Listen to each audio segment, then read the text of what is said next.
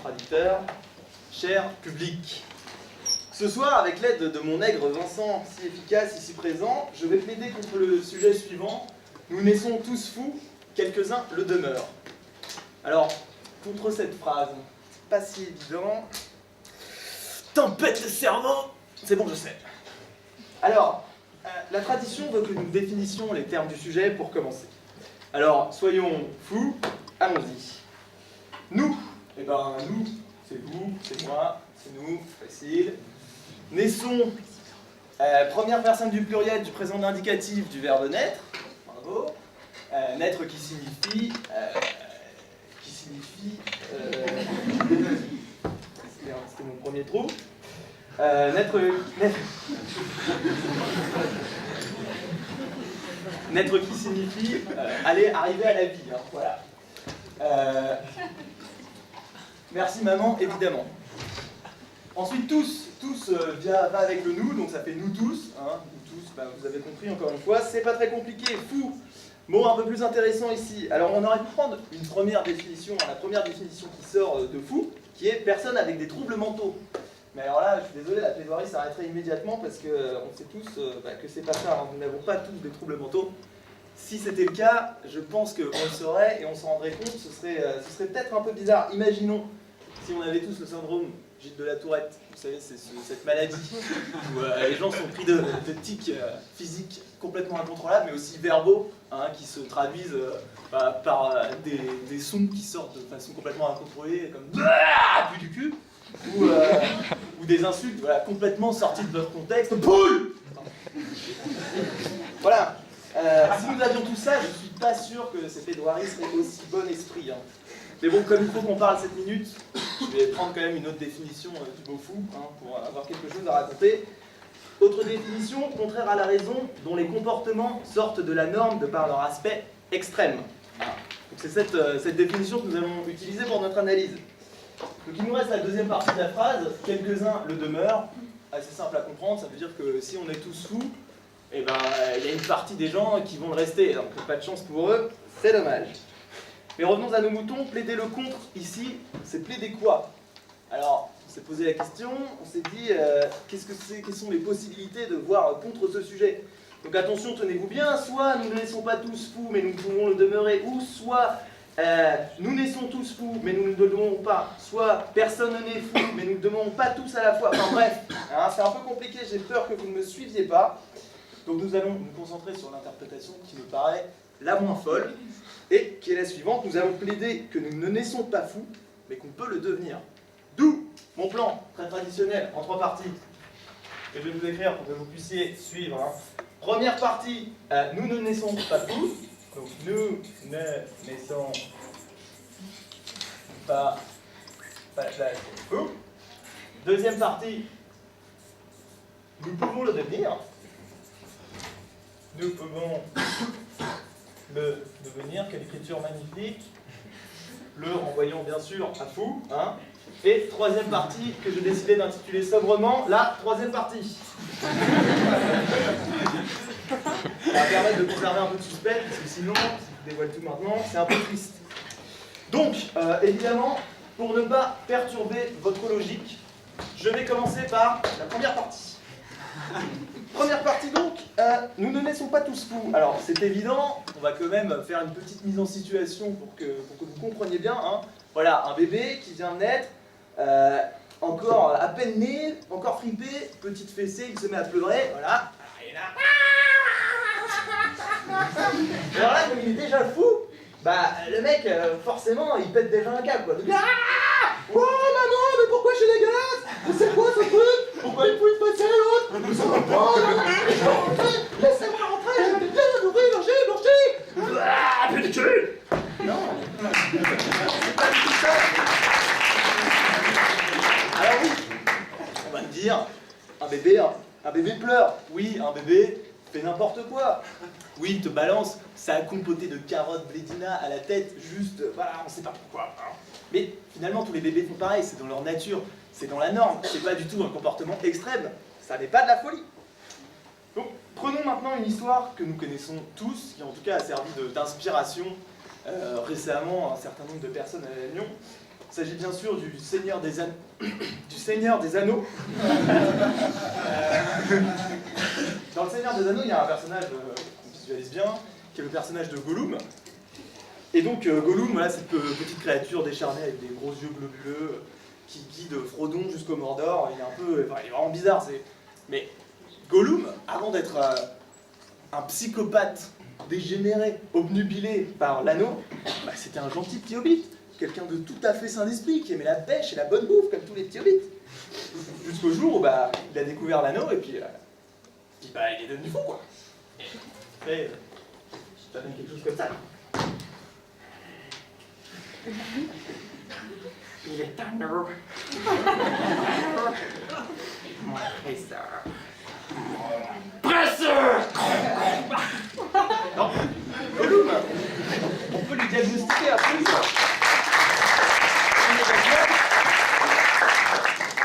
On peut voir qu'effectivement, bah, il n'est pas tout seul dans sa tête, quoi, hein. Il y a quand même un certain nombre de troubles. Et puis voilà, évidemment, encore une fois, ce petit syndrome Gilles de la Tourette qui revient, là, les mots qui n'ont pas de sens, c'est Gollum, Gollum, d'autres c'est PDQ. Enfin bon. Donc ce brave Gollum, hein, comme on vient de l'expliquer, quand il est né, hein, il n'était pas du tout fou. Et il est devenu. Donc ça nous amène très logiquement à notre deuxième partie. Nous pouvons le devenir, le renvoyant à fou, hein, de la première partie, pour ceux qui n'auraient pas suivi. Et alors, pour cette deuxième partie, avec mon nègre Vincent, on a cherché des petits exemples, hein, et en bons entrepreneurs for the world, on a voulu prendre un truc un peu international, voilà, pour montrer qu'on connaît le monde, quoi. Et alors, à l'international, qu'est-ce qu'on a trouvé? On s'est dit, la Chine c'est bien, en plus il y a un campus à Shanghai. Et alors en Chine, qu'est-ce qui s'est passé récemment? Il y a eu un attentat, comme vous savez, hein, et un attentat qui a eu pour particularité d'être perpétré par des hommes armés de couteaux. Des couteaux. Les mecs sont devenus fous. Pour faire un attentat, tu prends pas un couteau, tu prends une calache, une bombe, un avion, enfin, quelque chose qui marche, quoi. Hashtag Marboule.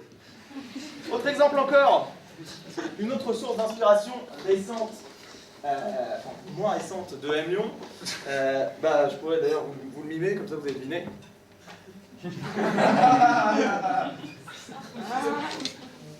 Bien sûr, il s'agit de Dominique Strauss-Kahn. Donc Dominique Strauss-Kahn, le mec il était bien, quoi. Il était directeur du FMI, tranquille, je fais des KE à plus long, il en pleut et tout. Et puis, il était même pressenti pour être président de la République. Enfin voilà, le mec était bien. Et là, qu'est-ce qu'il nous fait? Coup de folie, pétage de plomb, craquage de slip. Alors que sa bourse lui permettait d'avoir les femmes qu'il voulait, il décide de sauter sur la femme de chambre. Alors voyons, Dominique, quoi. La femme, c'est pas juste un objet, la femme c'est bien plus que ça. Simone de Beauvoir disait, on ne naît pas femme, on le devient. Bah lui c'est pareil, on ne naît pas fou, on le devient. Enfin le parallèle est évident, femme fou, c'est QFD. Ce qui nous amène directement à notre tant attendue troisième partie. Alors le suspense c'est de façon comble, hein. On a sobrement intitulé la troisième partie pour l'instant. Et je voudrais vous démontrer qu'en fait, nous sommes tous fous. Et oui, désolé. Parce que finalement, on finit tous par devenir fous à un moment ou à un autre. Hein. J'en veux pour exemple toutes ces expressions qui comparent des comportements de la vie courante et qui utilisent le mot fou. Hein, par exemple, être fou de rage, être un vieux fou, être fou amoureux. C'est pas juste des expressions, hein, c'est bien des comportements qui sortent de la norme, qui sont un peu extrêmes, donc c'est bien de la folie. Moi par exemple, je peux vous parler de moi. Bah, récemment, je suis tombé fou amoureux, quoi. Enfin, d'ailleurs, c'est pas si récent, mais... Voilà. Ouais, je vous ai pas dit, en fait, bah, elle s'appelle Caro, quoi. Alors, Caro, elle est super, Caro, elle est blonde, Caro, elle est fraîche, Caro, elle est toujours là pour moi. Bon, alors c'est vrai que Caro, elle est parfois un peu saoulante, mais bon, c'est peut-être son seul défaut, quoi. Vous voyez pas de qui je parle, attendez. Je vais écrire son nom. Caro. Indice.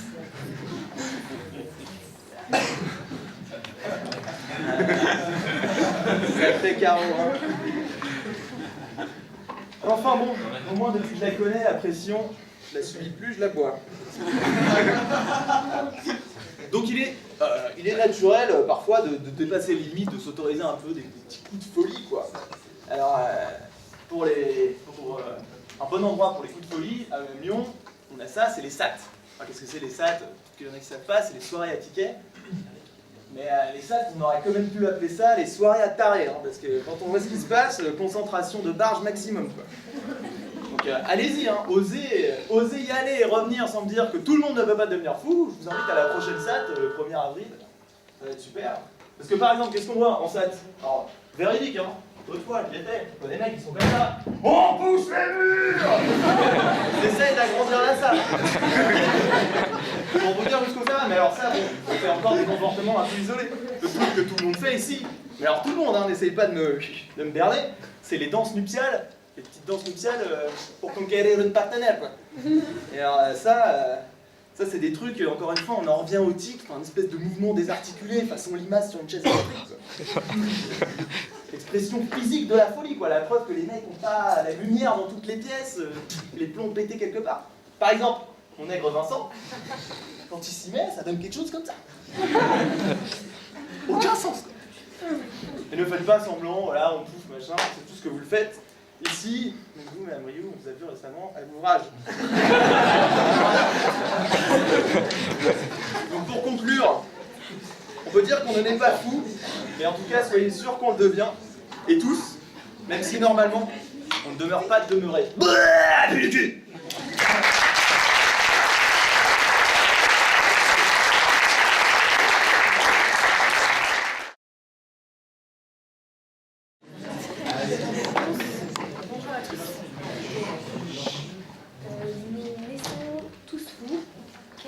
Le demeure. Je vais plaider le pour. Mon premier postulat, du coup, nous naissons tous fous. Comme l'a dit Alexis, nous naissons, c'est arrivé à la vie. Donc la première période de la vie, c'est l'enfance. L'enfant va passer l'âge de raison à 7 ans. Avant 7 ans, il est donc un être qui n'est pas doué de raison, qui n'a pas de raison, qui est soumis à ses passions, à ses instincts, à ses pulsions, qui passe de gré ou de force à l'enthousiasme, au désespoir, en fonction des contes qu'on lui raconte. Donc, nous naissons fous, mais nous avons besoin d'une éducation pour nous permettre de grandir et d'être raisonnés. La deuxième figure de l'enfant que je vais évoquer, c'est les enfants sauvages. C'est-à-dire que l'enfant sauvage est presque mystique, une figure presque mystique. C'est un enfant qui est comme un jeune chien fou, qui n'est pas éduqué, et qu'on dresse, qu'on maîtrise à coups de fouet, au cachot, au bonnet d'âne. Aujourd'hui, la version enfant sauvage, on peut l'appeler l'enfant hyperactif. C'est plutôt l'enfant qu'on va nourrir de pilules, de Ritaline pour le calmer. Mon troisième point dans ce postulat, c'est que la vie est insensée, est absurde. L'absurdité de la vie qui explique que nous naissons fous. Nous travaillons dans des boîtes qui sont plus ou moins grandes. Nous véhiculons dans des boîtes, nous sortons en boîte, nous finissons dans une boîte, puis nous terminons encore dans une boîte, je vous laisse deviner laquelle. Donc, mon deuxième postulat, ce sera « quelques-uns le demeurent ». Donc, quelques-uns le demeurent, ça signifie que la plupart se normalisent. Donc, les Français, nous sommes très bons en normalité. C'est peut-être aussi parce que nous avons un président qui incarne extrêmement bien la normalité. Mais nous sommes, avouons-le, nous sommes des démocrates heureux. Nous nous shootons au bonheur. Nous sommes notre génération aujourd'hui, la génération Y, est une génération qui consomme malin, pas comme les derniers, pas comme nos parents qui ne consommaient rien. Donc, nous sommes heureux, nous avons le choix, nous avons plus de choix pour l'offre d'électricité que nos parents. Nous avons plus de choix de vacances aussi, plus d'habits, Bref.